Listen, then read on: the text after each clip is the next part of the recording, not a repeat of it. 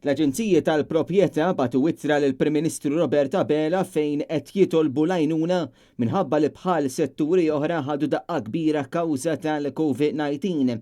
Huma saħħu li minkejja kollox il-Gvern għażel li jiddiskrimina fost l-industri u li jiffavorixxi waħda fuq l-oħra. Għalhekk huma qegħdin jitolbu lill-Gvern biex jiġu inklużi fl-inċentiv imniedi reċenti ta' 800 euro. Tennew li issa li jinsabu fi kriżi għandhom jiġu mejjuna. Fl-ittra li batu qalu wkoll li fin-negozju tagħhom bħal ħafna oħrajn jinsabu ristretti ħafna fil-kapaċità tagħhom li jkomplu iwettqu s-servizzi tagħhom.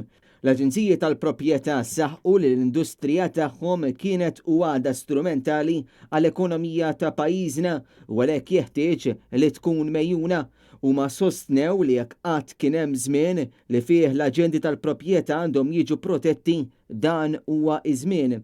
Huma saħħu li hemm aktar minn 2000 ħaddiem li l-għajxin tagħhom jiddependi fuq din l-industrija. Huma fakkru lill-Gvern li kollox jaħdem f'katina u li d-daqqa li se tieħu din l-industrija se taffettwa lis-setturi l-oħra kollha.